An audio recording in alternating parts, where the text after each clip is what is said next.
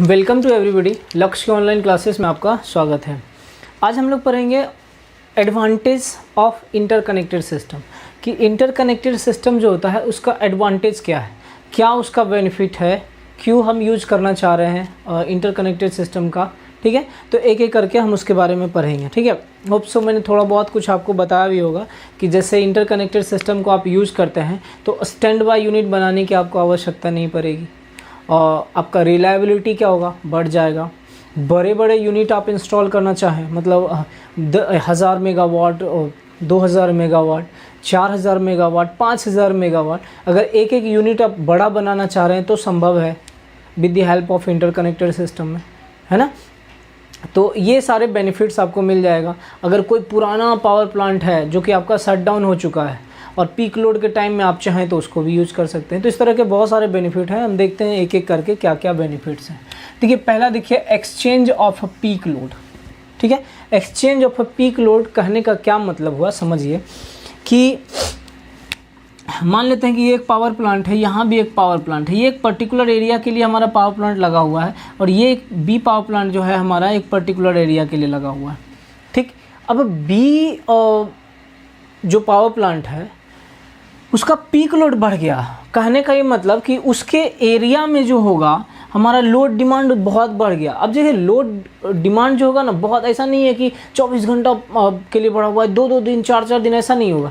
दिन भर में किसी एक टाइम के लिए हो गया, घंटा 2 घंटा के लिए बढ़ गया, किसी टाइम हो सकता है, ज़रूरी नहीं है कि कब होगा। जनरली आपका रात के टाइम ही होता है, 6 बजे से 10 में रेसिडेंशियल में, और बाकी इंडस्ट्री में भी आपका नाइट में ही बढ़ता है। ठीक, तो यहाँ पे क्या हुआ कि इस एरिया में हमारा क्या हुआ, जो जनरेटिंग स्टेशन था उसका पीक डिमांड बढ़ गया और इसका प्रोडक्शन है ही नहीं उतना, तो क्या करेगा, ये इससे ले सकता है, ए से ले सकता है, क्योंकि ए मान लीजिए ज़्यादा प्रोड्यूस कर रहा होगा उस टाइम में तब। ठीक है, तो ए से हमारा क्या होगा, ले सकता है। तो इलेक्ट्रिसिटी का एक्सचेंज हुआ कि नहीं, अमाउंट ऑफ इलेक्ट्रिसिटी जो होगा उसका एक्सचेंज हो गया, कहने का यही मतलब हुआ। ठीक है, देखिए, if the load of a power station shows a peak demand, अब पीक डिमांड या बेस लोड या पीक लोड आप कह लें, जो बात कर रहे हैं हम लोग, तो पीक लोड आप कहाँ से पता चलेगा। याद कीजिए, लोड कर्व पढ़े थे, लोड कर्व में आपको याद है कि कर्व बनाए थे कुछ इस तरह से आपका है। तो यहाँ पे ये आपका क्या था, पीक डिमांड हो रहा था, पता चला मैक्सिमम डिमांड कितना है, पीक डिमांड कितना है, यहाँ से पता चल रहा था।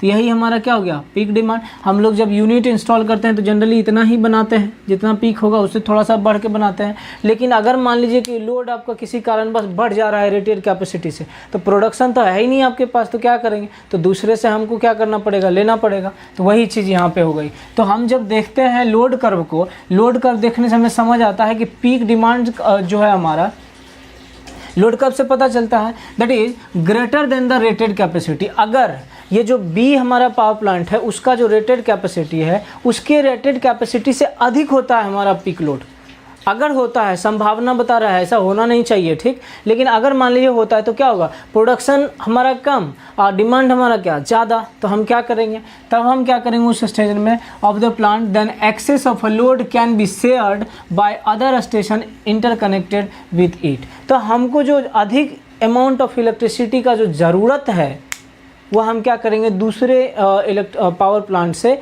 हम ले सकते हैं। कब, जब हम इंटरकनेक्टेड करके रखेंगे तब। तो एक बेनिफिट तो आपका ये हो गया। अब देखिए दूसरा, use of a older plant. ठीक, देखिए जब कहते हैं ना कि पुराना हो गया तो उसमें खर्चा ज़्यादा होता है ना। जैसे आप बाइक ही ले लो, बाइक का मान लीजिए न्यू बाइक लेते हैं तो उसका एफिशिएंसी कुछ अलग होता है। जैसे जैसे वह धीरे धीरे होते जाता है तो उसका मेंटेनेंस कॉस्ट ज़्यादा लगने लगता है, तो आप क्या करते हो, उसको बेच देते हो, है ना, किसी और को टिका देते हो। तो वही यहाँ पे भी होता है, अगर कोई ओल्डर प्लांट है तो उसमें हमारा खर्च ज़्यादा हो जाता है और उस हिसाब से हमको इफिशिएंसी नहीं मिलता है, इलेक्ट्रिसिटी प्रोड्यूस नहीं होता है, तो हम क्या करते हैं, उसको बंद कर देते हैं। लेकिन अगर आप इंटरकनेक्टेड सिस्टम का यूज़ करते हैं तो इलेक्ट्रिसिटी प्रोड्यूस करना तो नहीं ना बंद किया है, वो हम पावर प्लांट को बंद किए हैं, लेकिन अगर हमको ज़रूरत पड़ेगा तो हम उस पुराने पावर प्लांट से भी इलेक्ट्रिसिटी प्रोड्यूस कर सकते हैं। आपके पास नया बाइक है, वह पुराना हो गया, उसमें मेंटेनेंस लगेगा थोड़ा सा, लेकिन ऐसा तो नहीं है कि पूरा ख़त्म ही हो गया, अभी चल सकता है।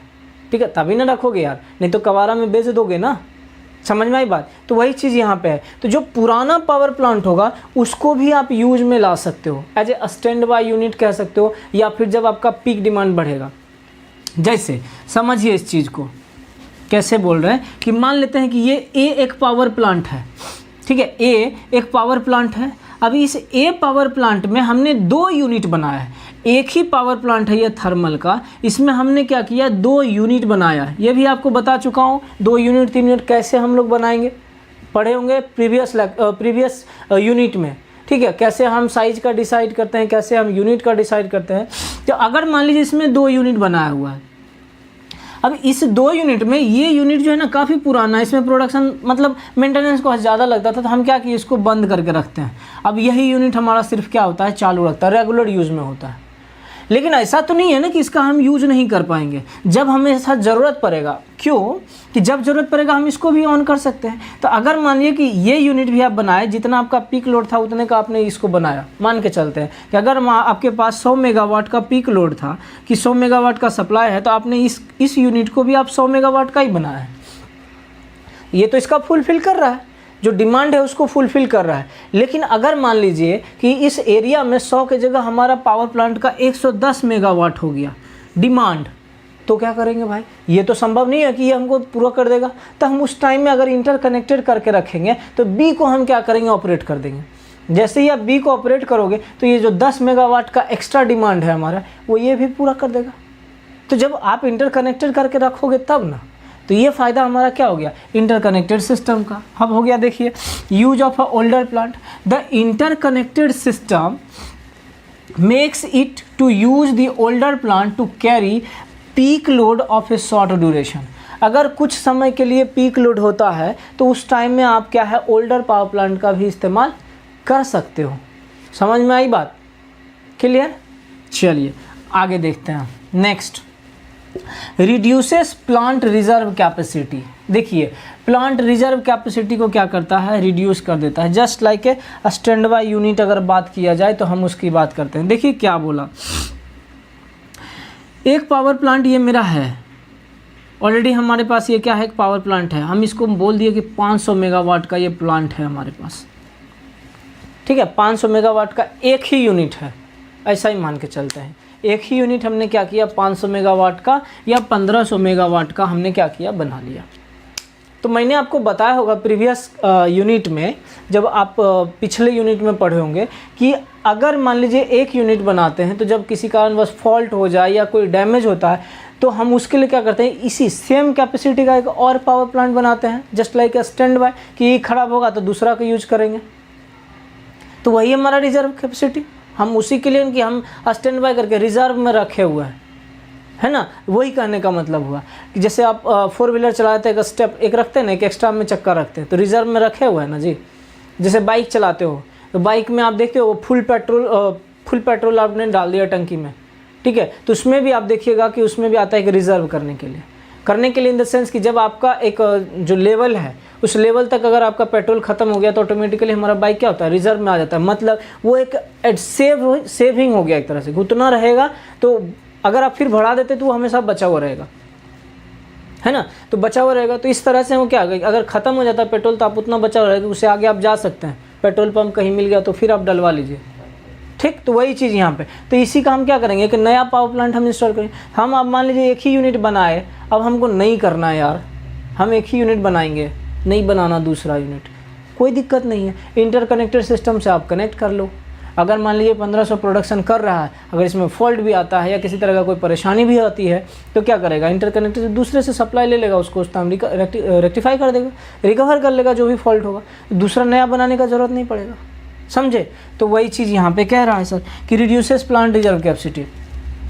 एवरी पावर प्लांट, हर एक power plant is required to have a standby unit for energy. हर एक पावर प्लांट में एक स्टैंड बाय यूनिट रखना रहता है, ठीक है। अगर नंबर ऑफ़ यूनिट बनाते हैं तो उसमें तो ऐसे भी नहीं ज़रूरत पड़ता, लेकिन अगर एक यूनिट है तो उसके लिए आप स्टैंड बाय बना के रखोगे है ना, ठीक। But when several power station are interconnected the reserve capacity of the grid system is reduces. समझ में आई बात, हाँ।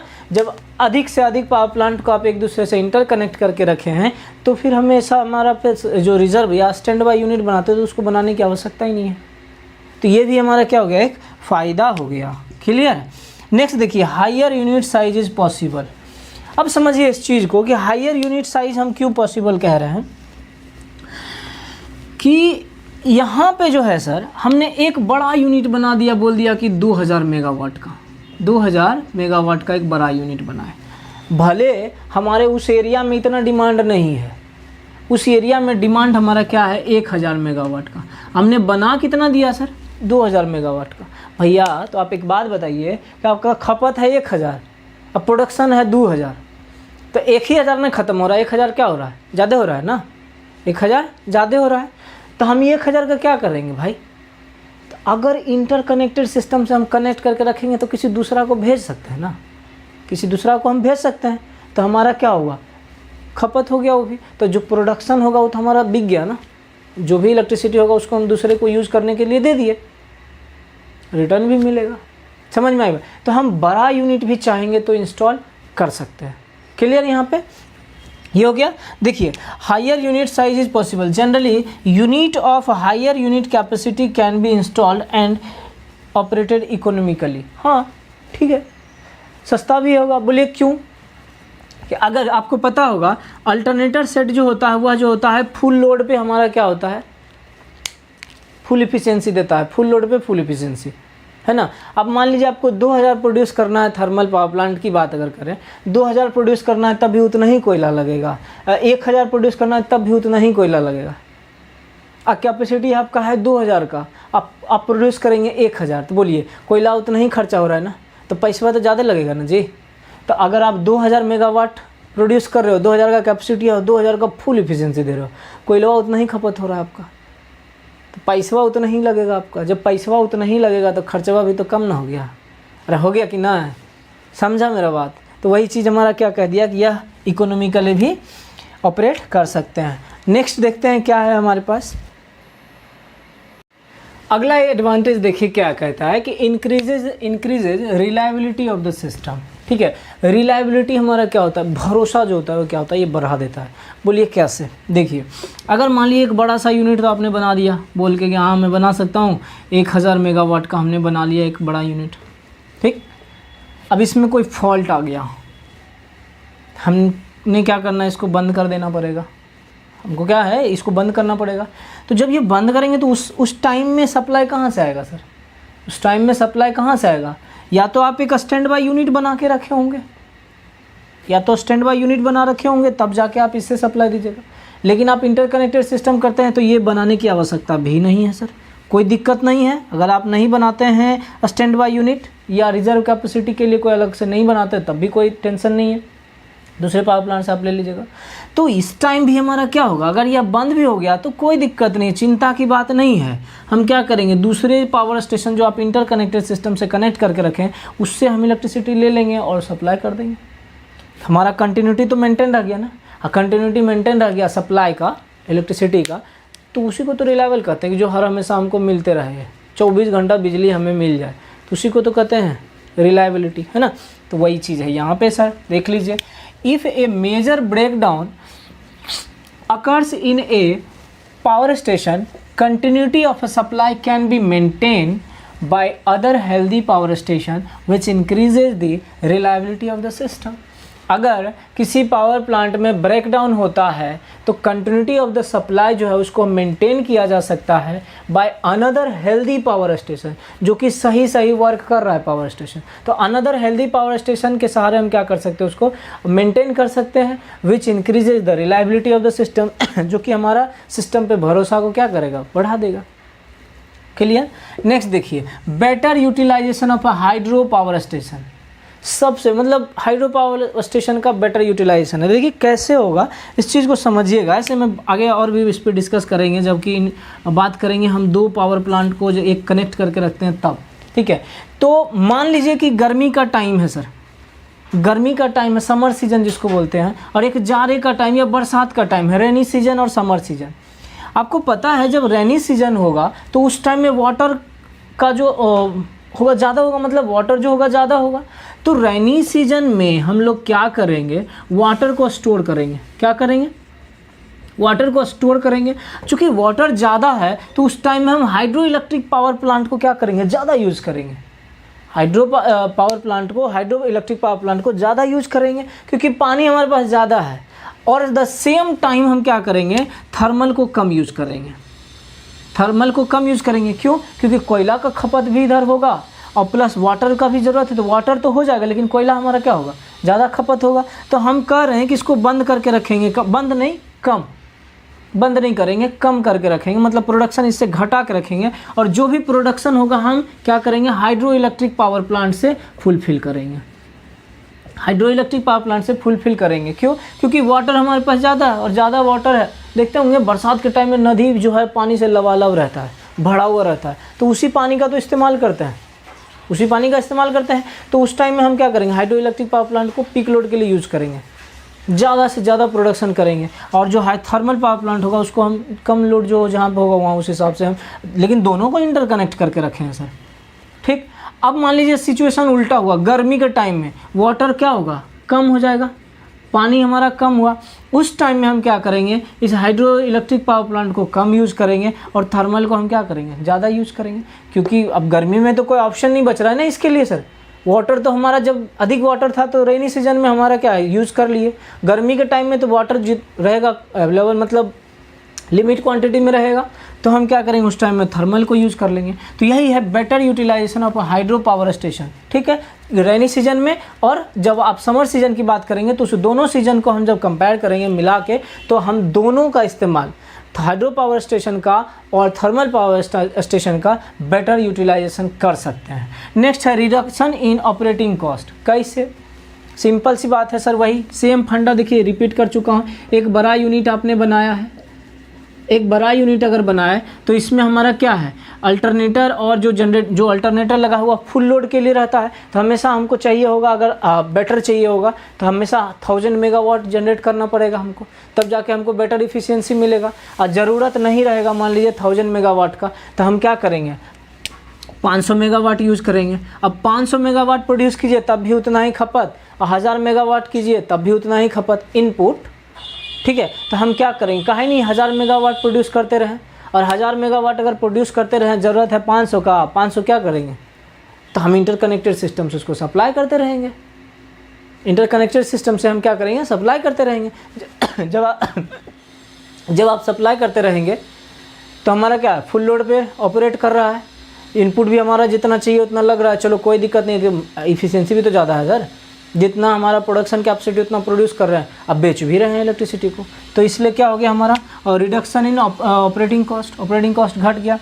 इंश्योर इकोनॉमिकल ऑपरेशन, बात वही है सर, उल्टा पुल्टा कर दिया है बस। इकोनॉमिकल ऑपरेशन मतलब इकोनॉमिक सस्ता होगा, ऑपरेशन जो होगा इसका क्या होगा, सस्ता होगा। क्लियर, तो ये था आपका क्या एडवांटेज, यहीं पे हमारा क्या होता है, समाप्त होता है। नोट कर लीजिए इसको। देखिए अब हम लोग पढ़ेंगे बेस लोड और पीक लोड के बारे में। ठीक है, कि पीक लोड और क्या होता है और बेस लोड क्या होता है, ध्यान दीजिएगा, इससे ये आपको एग्जाम में हो सकता है पूछा जाए आपको शॉर्ट नोट्स में कि पीक लोड क्या होगा और बेस लोड क्या होगा। क्लियर है, देखिए बेस लोड क्या होता है, पहले उस चीज़ पे ध्यान दीजिए। यह एक ऐसा लोड है जो कंटिन्यू, आप कह सकते हैं कि आपको दिन भर में बात करें तो 24 घंटा ज़रूरत पड़ेगा ही पड़ेगा। जैसे आप देखते होंगे घर में रेफ्रिजरेटर जो होता है, आप उसको हमेशा बिजली से कनेक्ट करके रखते हैं ना, वो हो गया। जैसे अब गर्मी के टाइम में फैन 24 घंटा रनिंग में रहता है, एसी रनिंग में रहता है। तो कुछ ऐसा लोड होता है जो कि कंटिन्यूअसली आपका क्या हो, दिन भर आपका यूज़ में रहेगा, उसको हम क्या बोल देते हैं, बेस लोड। या ऐसा कह सकते हैं कि वह लोड फिक्स है कि उतना यूज होना ही होना है आपका। जैसे कि आप मान लीजिए कि एक कर्व है हमारा, ठीक है, अब इसमें देखिए कि हमारा इधर लोड रखे हैं और इधर टाइम रखे हैं। ठीक, अब ये 20, ये 40, 60, 80 और ये आपका हो गया 100, है ना, ये हो गया 100। अब देखिए कि अगर इस कर्व को देखते हैं तो यह कर्व में देखिए कि आपका ये क्या है, थोड़ा बहुत वैरी कर रहा है। क्या है, वैरी कर रहा है ना, ये वैरी कर रहा है, ये यहाँ वैरी किया, इधर देखिएगा तो ये और ज़्यादा वैरी कर रहा है। तो जो वेरिएबल होगा, जो दिन भर में लोड वैरी करेगा कुछ ड्यूरेशन के लिए, शॉर्ट ड्यूरेशन के लिए, उसको हम क्या बोल रहे हैं, पीक लोड। पीक माने ज़्यादा। अब दिन भर में आप देखिए कोई ऐसा टाइम होगा ना जब उस टाइम में कि सब कुछ यूज़ कर रहे होंगे, आप घर में जितना भी सामान लगेले होंगे सब यूज़ कर रहे होंगे, तो यहाँ पे क्या हो गया, ये हो जाएगा हमारा क्या, पीक लोड। तो ये इसको आप कह सकते हैं क्या हो गया हमारा, पीक लोड। पीक लोड या आप पीक डिमांड भी बोलते हैं या मैक्सिमम डिमांड भी बोलते हैं उसको, जो कि वैरी करते रहेगा दिन भर में। अगर मंथली देखेंगे तो मंथली में भी वैरी मिलेगा। और ऐसा लोड जो कि कांस्टेंट रहेगा उसको हम क्या बोलेंगे, बेस लोड। जैसे कि देखिए ये जो हम 40 मेगावाट की बात कर रहे हैं, ये 40 मेगावाट देखिए दिन भर यूज हुआ है, ये जो है आपका दिन भर यूज हुआ है, समझ में आई बात। तो इसको हम क्या बोल रहे हैं सर, बेस लोड। क्या बोल रहे हैं, बेस लोड। समझ में आई बात। तो ये वैसा लोड जो कि 24 आवर हमको यूज में है, कंटिन्यूसली कॉन्स्टेंटली हमको यूज है, उस जो लोड हमारा वैरी नहीं कर रहा है उसको हम क्या बोल रहे हैं, बेस लोड। और जो वैरी कर रहा है उसको हम क्या बोल रहे हैं, पीक लोड। क्लियर, देख लीजिए इसको। It is the minimum level of electricity demand required over a 24 hour. यह एक मिनिमम लेवल, अब यहाँ 40 मैंने ग्राफ के हिसाब से हो सकता है या 20 भी हो सकता था। ऐसे अगर ग्राफ यहाँ से जाता यहाँ से जाता कुछ ऐसा, जैसे कि अगर मान लीजिए कि यहाँ पे हम एक ग्राफ बनाए तो कुछ इस तरह से हमारा जा रहा है। अगर मान लीजिए ग्राफ इस तरह जाता है तो हमारा ये क्या हुआ, कुछ यहाँ से हमारा जा रहा है, ये हमारा हो गया बेस लोड। अब यहाँ पे ये पीक लोड, ठीक है। शॉर्ट ड्यूरेशन के लिए जो होगा मैक्सिमम डिमांड जिसको बोलते थे वो हमारा क्या हो गया, पीक लोड, ठीक। तो यहाँ पे हमारा वही हो गया। तो 24 घंटा में जो 24 घंटा हमारा इलेक्ट्रिसिटी वह ज़रूरत में आएगा उसको हम क्या बोल रहे हैं, base load. It is needed to provide power to components that keeps running at all times. यह मतलब ये इलेक्ट्रिसिटी जो ना, जैसे घर में कुछ ना कुछ इक्विपमेंट होगा जिसको कि कंटिन्यूसली सप्लाई का ज़रूरत है ही, कंटिन्यूसली सप्लाई। वही जो मैंने बोला एग्जांपल में, गर्मी के टाइम की बात करेंगे, फ़ैन आपका 24 आवर रनिंग होगा, एसी 24 आवर रनिंग होगा। जब आप रेफ्रिजरेटर की बात करते हैं, फ्रिज जिसको बोलते हैं, वो भी हमारा क्या 24 घंटा लगा ही रहता है, सप्लाई में रहता है ना। तो वो हो गया हमारा सब, वो सब जो कंटिन्यू यूज में रहेगा, रेगुलर 24 घंटे धड़ल्ले से यूज हो रहा है, वो सब हमारा किस में आ जाएगा, बेस लोड में। अब जैसे आयरन लगाए आधे घंटे यूज़ किए ख़त्म, तो लोड हमारा बढ़ गया, है ना। चार्जर लगाए, वो भी तो कुछ ना कुछ लोड कंज्यूम कर रहा है, बढ़ गया, ठीक है। टेबल फैन लगाए कुछ देर के लिए, फिर खोल दिए, फिर बढ़ गया। तो गीज़र लगाए, यूज़ किए, तो वो सब डिमांड हमारा क्या हो गया, कुछ समय के लिए हम यूज़ कर रहे हैं, तो वो सब हमारा किस में आ जाएगा, पीक लोड में, ठीक है। तो ये हो गया component that keeps running at all times, हो गया। It is also called as a continuous load. यह इसको हम कंटिन्यूस लोड भी बोलते हैं। मतलब क्या, हमेशा कंटिन्यूसली हम उसको यूज़ कर रहे हैं, इसलिए हम उसको क्या बोल दिए, कंटिन्यूस लोड। और इसको अलग टाइप से आप डिफाइन करना चाहें तब भी कर सकते हैं। The unvarying load which occurs almost the whole day on the power plant is called base load. कि पावर प्लांट में जो अनवेरिंग लोड है, कंटिन्यूसली ऑपरेट करते रहेगा, उसको हम क्या बोल देंगे, बेस लोड। क्लियर है, उसको हम क्या बोल देंगे, बेस लोड। तो ये हमारा क्या हो गया, बेस लोड। अब इसमें कुछ ऐसा पावर प्लांट होता है जो कि कंटिन्यूसली रनिंग में होता है सर, जैसे थर्मल पावर प्लांट हमेशा ऑपरेटिंग कंडीशन में रहेगा। ऐसा नहीं है कि कभी आप उसको बंद कर दीजिएगा, कोई ना कोई यूनिट हमारा उस पावर प्लांट का हमेशा कंटिन्यूसली रनिंग कंडीशन में होगा। इसलिए जब पावर प्लांट का जो ड्यूटी करता है, जो जॉब कर रहे होंगे पावर प्लांट में, उनको पूछेगा, उनका ड्यूटी जो होगा शिफ्ट वाइज होता है, 8-8 घंटे का ड्यूटी होता है सर। समझ में आई बात। तो कंटिन्यू 24 घंटे हमारा क्या होता है, रनिंग कंडीशन में होता है। तो उस पावर प्लांट को भी हम लोग बेस लोड पावर प्लांट कह देते हैं। जैसे कुछ एग्जांपल में देख लीजिए, न्यूक्लियर पावर प्लांट, ये रेगुलर कंटिन्यूसली चलते रहता है सर, इसमें प्रोडक्शन होते रहेगा, 24 घंटा बंद नहीं होगा। थर्मल पावर प्लांट चलते रहेगा। हाइड्रो इलेक्ट्रिक पावर प्लांट, ये एक ऐसा पावर प्लांट है, इसको आप पीक लोड में भी ले सकते हैं और बेस लोड में भी ले सकते हैं। देखिए काफ़ी हाईलाइटेड इसमें रहता है, ये आपको ऑब्जेक्टिव में भी पूछा जाता है, which power plant can be used as a base load और पीक लोड। तो आप हाइड्रो इलेक्ट्रिक पावर प्लांट का मतलब होता है। तो हाइड्रो इलेक्ट्रिक पावर प्लांट क्या होगा, बेस लोड में भी यूज होता है और पीक लोड में भी यूज होता है। जब आप हाइड्रो इलेक्ट्रिक पावर प्लांट को पढ़ेंगे तो उसमें एक आता है पंप स्टोरेज पावर प्लांट, ठीक है। टाइप जो पढ़िएगा तो उसमें एक पंप स्टोरेज पावर प्लांट है हाइड्रो इलेक्ट्रिक पावर प्लांट में। तो उस पंप स्टोरेज पावर प्लांट के वजह से ही हम क्या कहते हैं, हाइड्रो इलेक्ट्रिक पावर प्लांट को पीक लोड कहते हैं। बाकी टाइम जो ये रहता है बेस लोड के जैसा ट्रीट करता है, ठीक। Next, geothermal power plant. जिसके बारे में अभी पढ़े नहीं है बट पढ़ लेंगे। हाँ, इसका आप जो नोट्स में है, नोट्स में आप लिख लीजिएगा, ठीक है। मैं एक दिन आपको लेक्चर बना दूंगा, उस पर बता दूंगा आपको कैसे ऑपरेशन होता है जियोथर्मल पावर प्लांट का, ठीक। उसके बाद बायोमास पावर प्लांट, बायोमास के बारे में आपने ऑलरेडी पढ़ा है। तो बायोमास पावर, तो ये सारे पावर प्लांट जो होता है हमारा किस में आता है, बेस लोड में। अब देखते हैं पीक लोड के बारे में, ध्यान दीजिएगा पीक लोड के बारे में क्या होता है। It is the maximum level of electricity demand used only for shorter duration. यह जो होता है मैक्सिमम डिमांड ऑफ इलेक्ट्रिसिटी है, used only for a shorter duration. जैसे कि अगर लोड कर्व हो गया, इसमें आप इस तरह से कुछ आपका आया, मान लीजिए ये आपका हो गया हमारा लोड कर्व, है ना, ये आपका क्या हो गया, लोड कर्व। तो ये जो हमारा है कुछ शॉर्टर ड्यूरेशन के लिए जो हमारा यूज हुआ इलेक्ट्रिसिटी, उसको हम क्या बोलेंगे, पीक लोड। वैसे ही जो बताए थे आपको, कोई ना कोई तो कंडीशन होगा ना ऐसा कि आपके घर में टोटल सारा का सारा इक्विपमेंट यूज में होगा, तो उस टाइम में हमारे घर में इलेक्ट्रिसिटी कंजम्पशन क्या होगा, बढ़ जाएगा। वही हमारा क्या कहलाएगा, पीक लोड या पीक डिमांड, ठीक है, फॉर ए शॉर्टर ड्यूरेशन। अब देखिए, the various demand of the load above the base load of the power plant is called peak load. अब मान लीजिए कि ये जो हमारा बेस लोड हो गया, इसके ऊपर जो लोड है हमारा, उसको हम क्या बोल रहे हैं, पीक लोड। समझ में आई बात, मतलब जो मैक्सिमम होगा, जो लोड वैरी कर रहा होगा, उसको हम क्या कर सकते हैं, पीक लोड। जैसे अब इस टाइम के लिए हमारा बात करेंगे तो ये पीक लोड, इस टाइम के लिए बात करेंगे तो ये पीक लोड, यहाँ पे करेंगे तो ये पीक लोड, ओवरऑल बात करेंगे तो ये होगा पीक लोड। क्लियर है। अब देखिए पीक लोड के जैसे आपका कुछ पावर प्लांट है, जैसे डीजल जनरेटर या डीजल पावर प्लांट कह सकते हैं, और विंड टरबाइन पीक लोड में होता है, solar power plant peak load में, गैस टरबाइन पावर प्लांट सब पीक लोड में हमारा क्या होता है, यूज होता है। ध्यान रखिएगा, इससे ऑब्जेक्टिव आपका बनता है, कोई सा ऑप्शन दे देगा, पूछ देगा which power plant is used as a peak load power plant, और आप खोजते रहिएगा, ठीक ना। ये ध्यान रखिएगा इसको कि कौन सा यूज होता है। ये हो गया हमारा क्या, पीक लोड पावर प्लांट। देखिए एक टॉपिक रह गया, छोटा सा टॉपिक है इसमें, load allocation among various type of power station.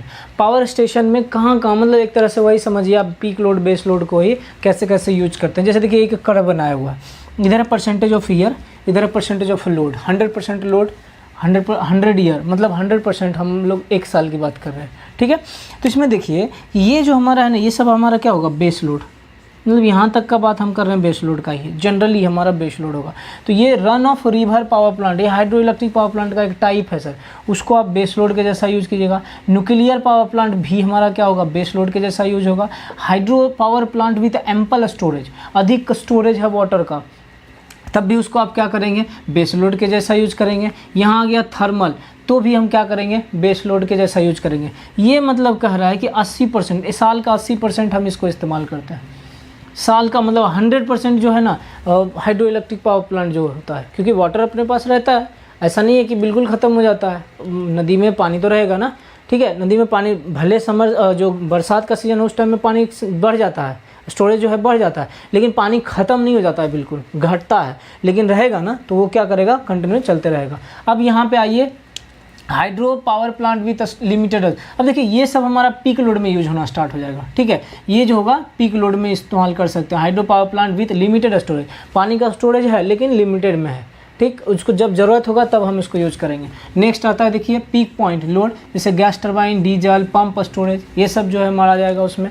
तो ये सब आपका क्या है, पीक लोड, पंप स्टोरेज आपका पीक लोड में होगा। और यही एक रीज़न है, पंप स्टोरेज पावर प्लांट जो कि part of hydro electric power plant का एक टाइप है, ठीक।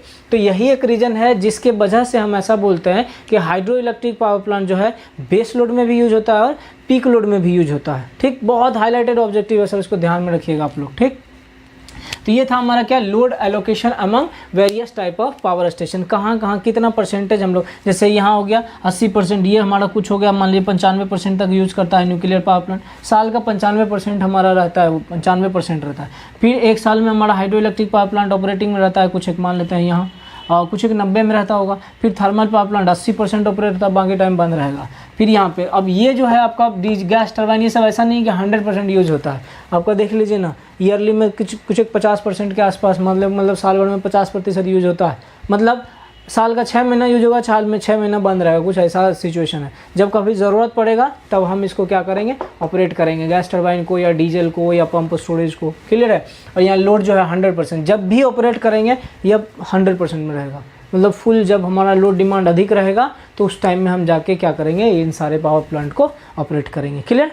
होप सो आपको समझ में आया होगा, उम्मीद ऐसा कर रहा हूँ कि आपको समझ में आया होगा। नहीं समझ में आएगा तो आप लेक्चर को पॉज करके देखिए, पॉज कीजिए, नोट कीजिए, आप फिर प्ले करके आगे कंटिन्यू देखिए। ठीक है, डेफिनेटली आपको समझ में आएगा। नहीं समझ में आए तो आप पूछ लीजिएगा। चलिए आज के लिए हम लोग इतना ही रखेंगे। धन्यवाद आपका।